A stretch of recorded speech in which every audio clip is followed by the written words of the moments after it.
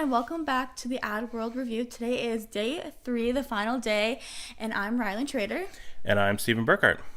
And we're going to jump right into it. So for the first one, what did you think? So Ashton Shanks was the very first guy that I watched. There was, let's be honest, today was a sleepy day. It was a no-bones day. It was getting rough. Yeah. So needless to say, I did not start at 6 a.m. Because I am in Arizona time. We're in Arizona, so it's 6 a.m. our time, and I thought, no, I'm good.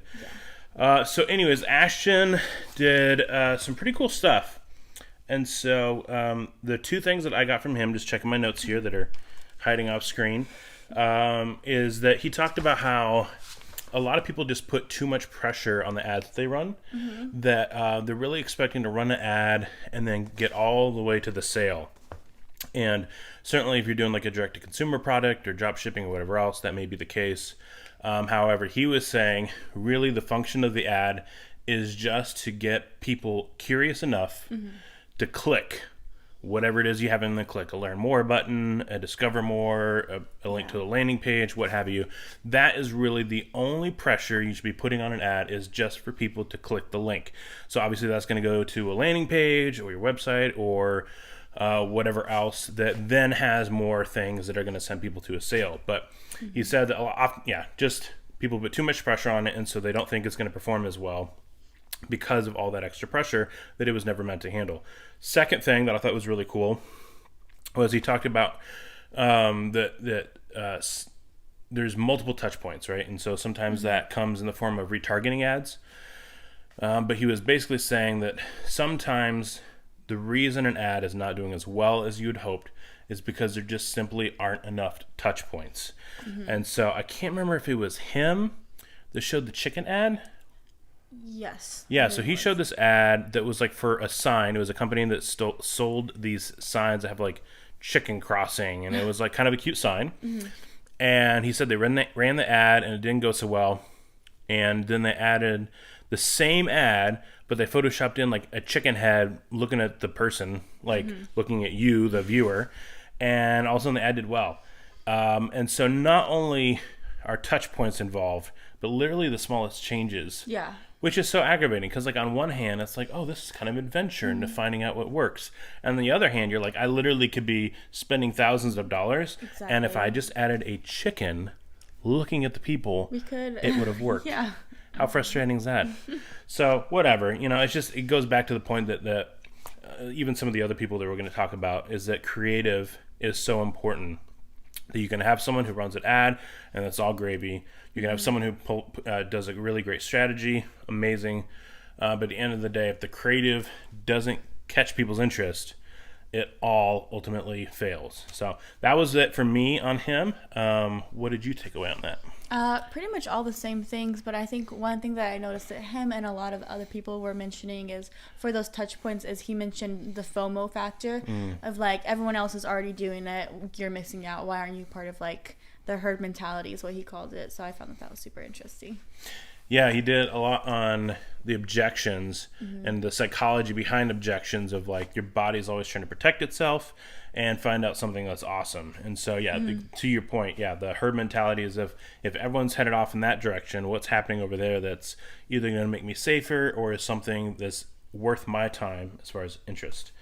So anyway, so that was him. He was really great. Next couple points that we really, really liked is actually from the next person that we watched, which was Lindsay Shearer.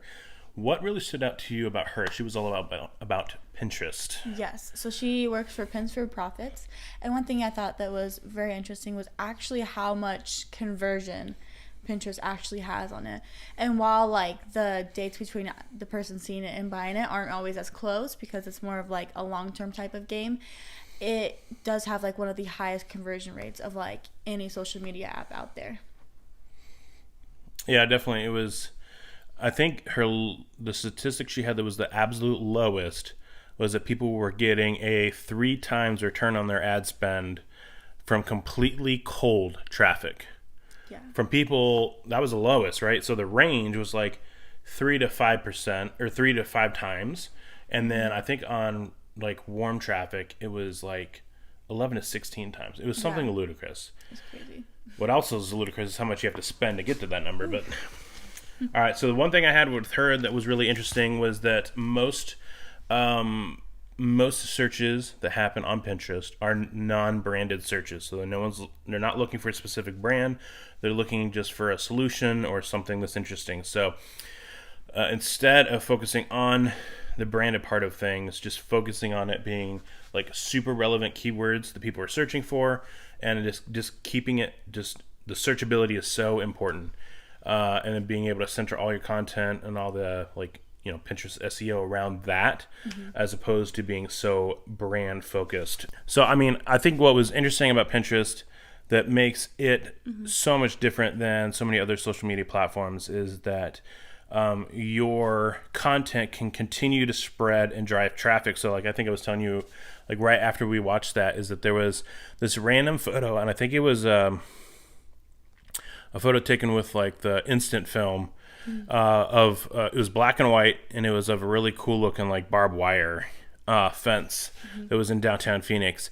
And I want to say for like the next year, someone had reposted that into some sort of collection, probably every 2 to 3 weeks. Now it didn't have any like business ROI for me, because at the time I was just literally just posting a photo that I liked and had nothing to do with my business. But it was crazy to think that it continued to make an impact. Now, if this had been content that I was trying to get organic reach on with my business, I'm now sharing a piece of content over and over and over and over and over again that has links back to my website, as opposed to that will never, ever happen on Instagram at all. Like, it never will. The visibility and the impact it has on my business over time decreases, doesn't increase. So that was really cool about Pinterest, is like from a personal side of things, it was just wild to see that content would continue to build my brand long after I posted. So next up was Jay Bowden.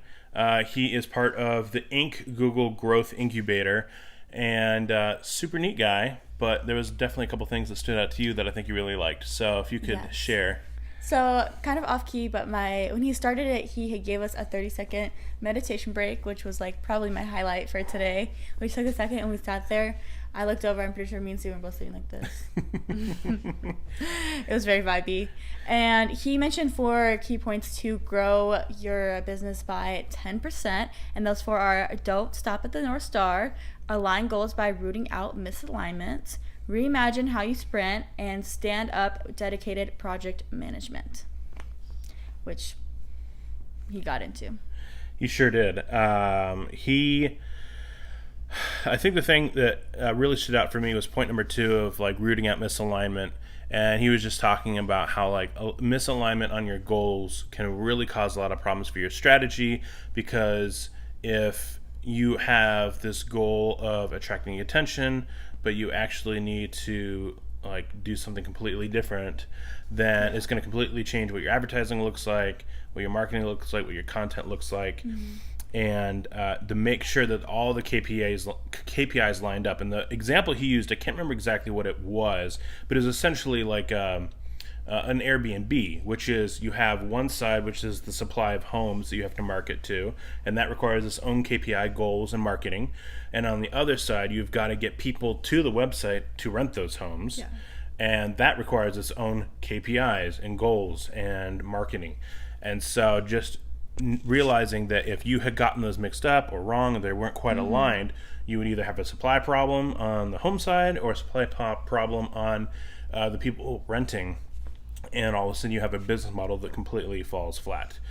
So the next guy, Loren, he was the next speaker that we watched. He was definitely like a nerdy SEO guy. Not nerdy in the sense he was unwatchable. He was a cool dude, but definitely got in the nitty gritty of how to get website traffic. And one of the things that he mentioned that was really, really good was changing in WordPress the categories that it typically defaults to, which don't tend to actually like bring together the content that people want to read. It also makes it hard for users to search for it, makes it hard for Google to search for it.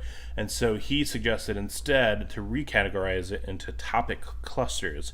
And immediately, like because over COVID we did a whole bunch of different HubSpot stuff. So it's like you got HubSpot certified for social media marketing, I got certified for content marketing and email marketing. And in the content marketing part, they talked a lot about topical clusters of information. They have it, instead of keyword based, it's topic based. And so they'd had their own structure of how you're supposed to structure content as far as how it links and the size of the post and stuff like that, but they never really talked about like the web structure of like the actual website. And so this was really interesting because it kind of was like the part 2 of that, where like, okay, you've made all your topic clusters. As far as content goes, here's how to arrange them on the website that makes sense, that's searchable for both Google and for people, and it's helpful. And he was talking about how they would even go so far as to share those categories on their distribution platforms like Twitter and Facebook and all those other things. And so they're able to say like, hey, learn more about XYZ, and then people go to that, and then there'd be this huge resource of that specific topic, which was really helpful. So I thought that was super tasty. Who do we have next? Sebastian Beja, I believe is how you pronounce it.